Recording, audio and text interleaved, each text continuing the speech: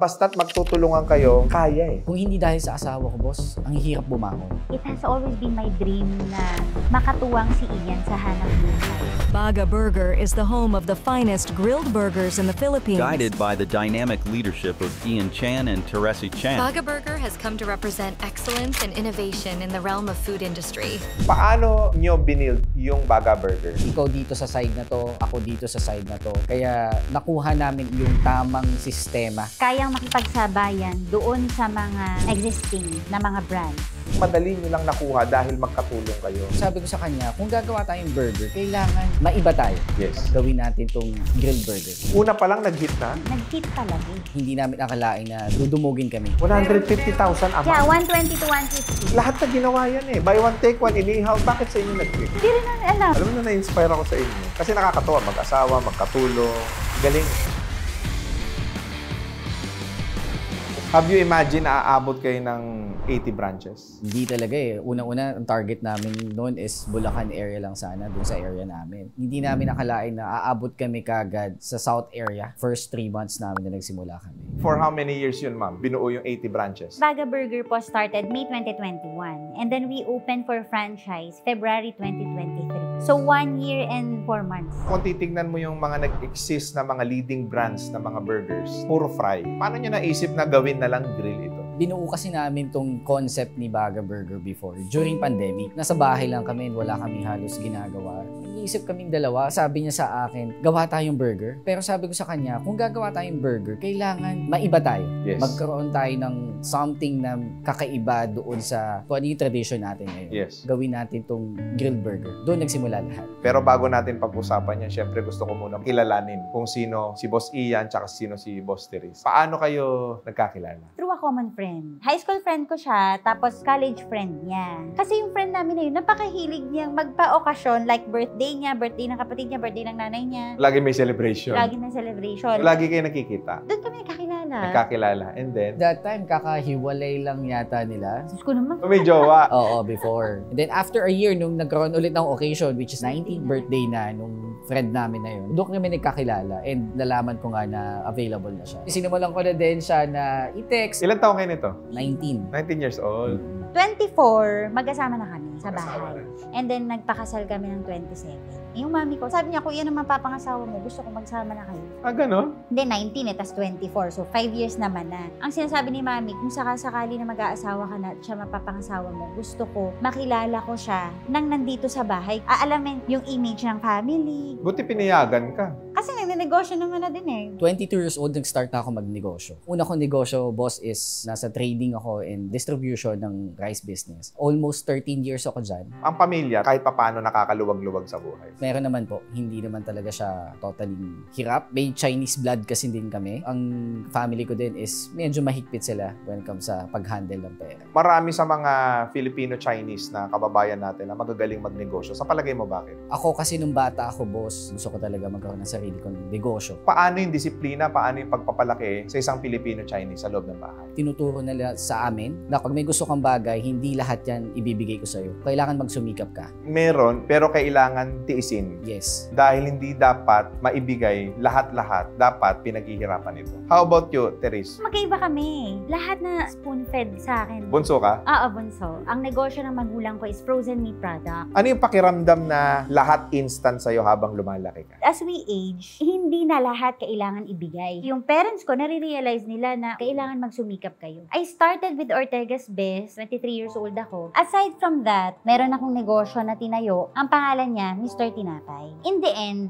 hindi naging successful si Mr. Tinapay. Tinamaan siya ng pandemic eh. Ilan ang store nun? That time, parang 4. Tapos, nung pandemic, naging 1 na lang siya. Namroblema ako dun sa mga staff. Dahil nagtatrabaho ko sa Ortega, yung sweldo ko sa Ortega, pinasasweldo ko yun dun sa mga tao ko para hindi sila aalis dahil nga pandemic. Si Ian naman, gumanda yung kita niya. Sabi ko, sige, gagawa tayo ng burger, ganyan-ganyan. Nandun lang kami, nakasando si Ian, ganyan. Tapos nagluluto kami ng burger. May 2021, binuksan namin si Baga Burger doon sa tapat ng bahay namin. Through online, boss, doon kami nagbenta kasi bawal naman talaga lumabas during that time. Hindi namin akalain bahay na talagang dudumugin kami. So sa labas ng bahay namin, no, ang daming mga delivery riders. Umuubos kami that time, boss, ng 500 to 600 burgers. Nag-grill na rin ako ng burger eh. Okay. Oo. Buy one, take one din. Pero hindi ko nagawang paputukin ito in spite of the fact na wala pa siyang pandemic. That is way back 2017. And that's the reason why gusto kong itanong sa inyo, bakit yung sa inyo napaputok nyo? Ibig sabihin, talagang para sa inyo yung negosyo na yan.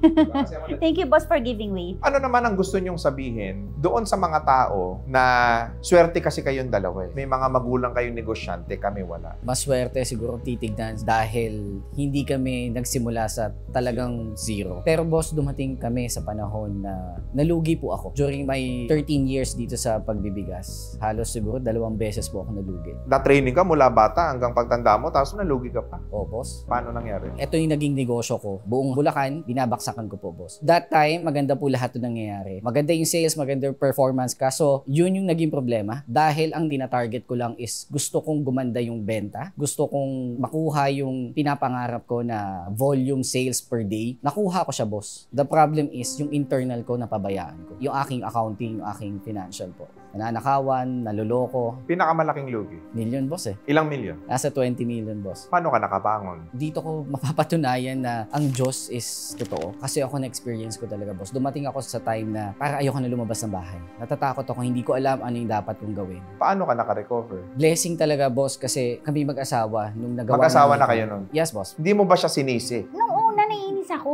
Pero hindi major na sisihan, ganun na lang. Bakit importante sa mag-asawang hindi nagsisisihan? Lalo't-lalo na may malaking problema. Masisira yung drive eh. At napakabait ng Diyos kasi zero man kami pero boundless yung pwede nating gawin kasi yung knowledge na natutunan natin from ako dun sa paggawa ko ng tinapay, Na nalugi. siya dun sa lahat ng natutunan niya sa bigas, Na yung nalugi. marketing, yes, yung marketing strategies niya. Marami kaming pupulutin dun na kaalaman. Ang susi sa pag-asenso yung pagkalugi. Malaki, boss, ang matututunan mo sa panahon na talagang ibinaksak ka. Kung gaano kabigat yung pagbaksak mo, boss, sigurado, hindi mo na to babalikan. Nung naging okay po si Baga Burger, sabi ko, decide ka na. Yung husay mo, kailangan ibigay mo na ng 100% dito kay Baga Burger. Kasi po, nung ginawa namin sa Baga Burger, syempre, nandun pa rin siya sa bigas eh. Hindi pa rin siya makatalikod totally. So, sabi ko, mag-decide ka na kasi maganda tong oportunidad na to. Baka ito na yung pinagkahintay-hintay natin. Yung husay mo, yung talino mo, yung sipag mo, yung ginagawa mo na pagmamarket mo ng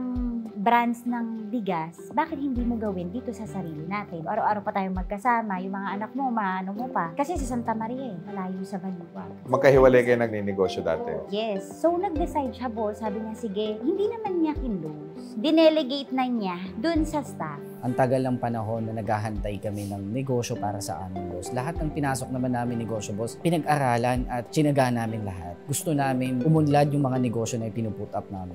The problem, talagang hindi nagpupush yung negosyo. So dito, sa nakita ko, boss, itong si Baga Burger yung naging dahilan eh. The time na nagsama kaming dalawa ngayon, na nagtulong kami ngayon sa iisang negosyo, dito namin napakita kung gaano kaganda, kung gaano kadali na magnegosyo, boss. Naging mas magaan para sa akin itong pagbe-build namin itong Baga Burger na to kasi tulong kaming dalawa. Napakalaking bagay po. Ako, honestly, yan yung pinaka-weakness ko, boss, yung internal, yung pinaka-accounting side. Ito yung kanyang expertise. Sabi ko, napakalaking bagay kasi yung ginagawa namin parehas, nagmamatch kami talagang dalawa. Kaya ito ngayong Baga Burger na to, talagang pinag-iigihan pa namin. Kung ano man yung sitwasyon namin ngayon, sinisigurado namin na itong si Baga Burger is maa-align to sa isang sa mga malalaking brands dito sa atin, sa Pilipinas. How important it is na magkaroon ka ng supportive na asawa? Kung hindi dahil sa asawa ko, boss, ang hirap bumangon. Isa sa pinakamalaking social problem natin, yung broken families. In most cases, dahil yan sa kakulangan ng pinansyal. Or bakit hindi sila magkasundo, dahil yun nga, imbis na magsuportahan, nagsisisihan. Diba? Kasi natutuwa ako sa inyo eh. Ang nakikita ko sa inyo, pwede kayong maging inspirasyon ng mga mag-asawang dumaan doon sa matinding pagsubok. Kasi yung 20 million, baka kung iba-iba ang nadaanan niyang ganyang klase ng utang, baka nagpatiwakal na eh. Baka nga yung maraming nanonood ngayon dito, wala pang 5,000, baka pa 10,000, depressed na eh. Yung lalim ng problema nyo kasi, kinikwento nyo sa akin na magaang. Parang madali nyo lang nakuha dahil magkatulong kayo. Gusto ko maintindihan ng mga viewers natin na basta't magtutulungan kayo, kaya eh. Pero, syempre, nung nandun na kayo sa 20 million, eto na. Ano yung mga action na ginawa mo? Paano ka pumukpok noon? Paano mo trinabaho? Tinignan ko muna, ano ba yung rason bakit ako nagka-problema. Troubleshooting. Sabi ko, sige, ganito gawin natin. Magtulong tayong dalawa. Mag-focus tayo dito kay Baga Burger. Ikaw dito sa side na to, ako dito sa side na to. Kaya nakuha namin yung tamang sistema. Hindi ba risky yun? Meron ka ng negosyong kumikita at nagbigay sa'yo ng malaking income, tapos magtatayo ka ng startup business, so walang garantiya kung mapapalaki mo ito o hindi. Nakikita ko, boss, yung oportunidad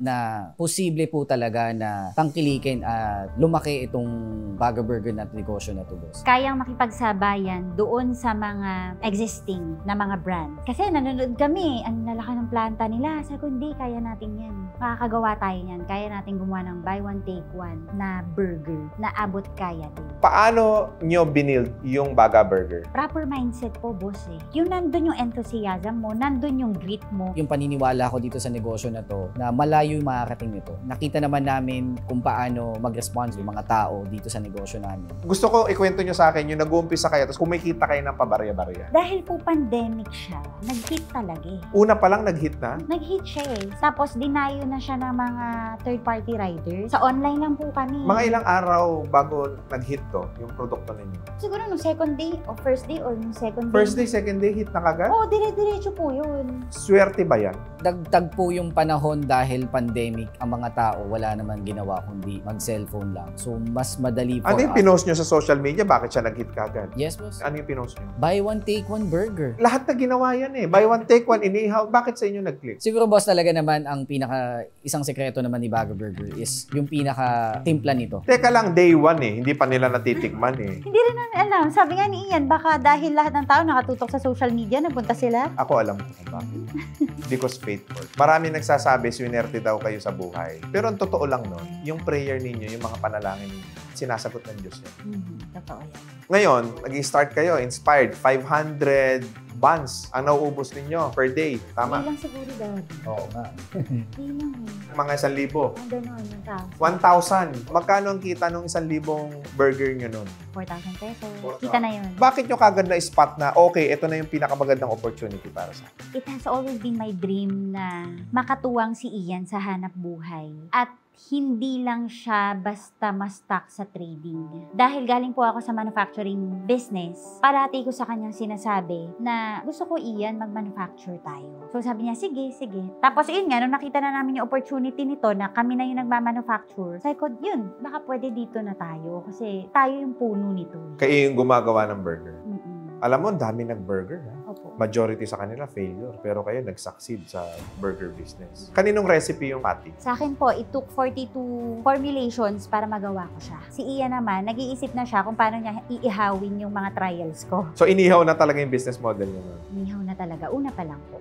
Alam mo na-inspire ako sa inyo. Kasi nakakatuwa, mag-asawa, magkatulong, may 3 anak. Galing. Tapos, nananalig kayo sa Diyos. Yun yung pinaka-importante dun eh. Na kahit mayaman ka at may pera ka, hindi ka nakakalimot eh. Minsan naiisip ko rin na yung mga mayayaman siguro, baka mas malaki ang faith nila. Kaya nga sila yumaman eh. Ano sa palagay mo yun? Well, kasi talagang habang pinapalaki kami, talagang maka-Diyos na yung nanay ko. Nung nagbasa kasi ako ng mga Bible verses, dahil po yung pandemic, may anxiety yan eh. Na-anxious ka, ganyan-ganyan. So sabi ko, Iyan, tinan mo. Ito yung sabi dito. Though lumaki ko sa maka-Diyos na pamilya, mas na-deepen pa yung faith namin.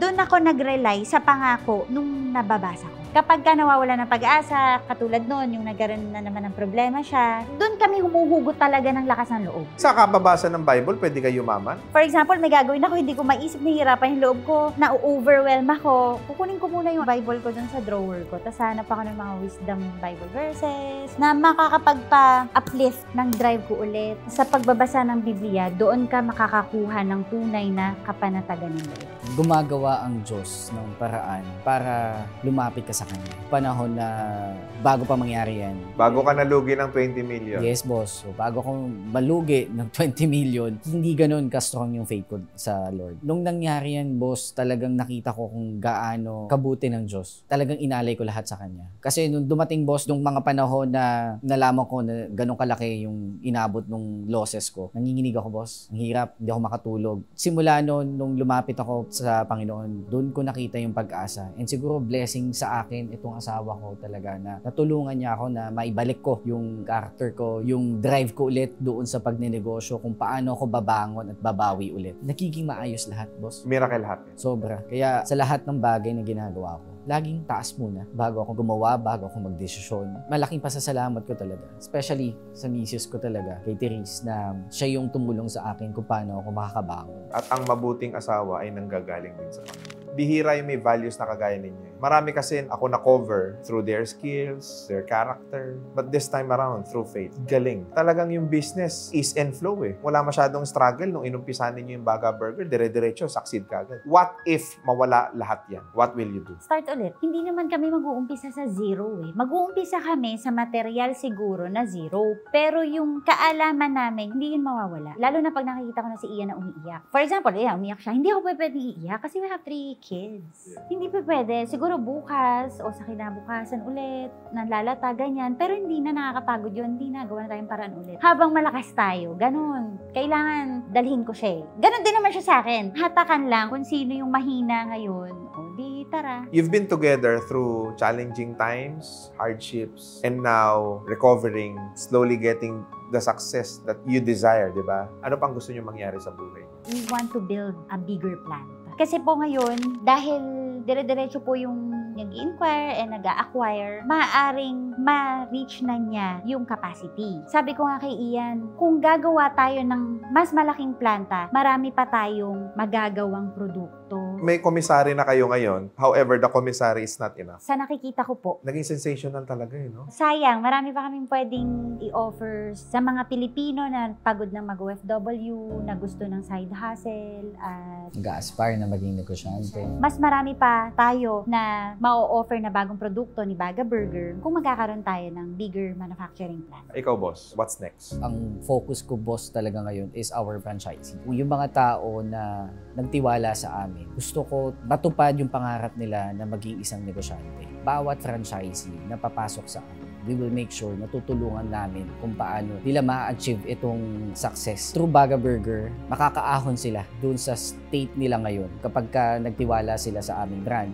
nandito kami talagang yung buong team ng aming Baga Burger is tutulungan sila. Kwento ng franchisee na maganda ang kita. May 150,000 a month. 150,000 a month? Yeah, 120 to 150. Meron Bulacan, Sino pa? Marikina, Pampanga.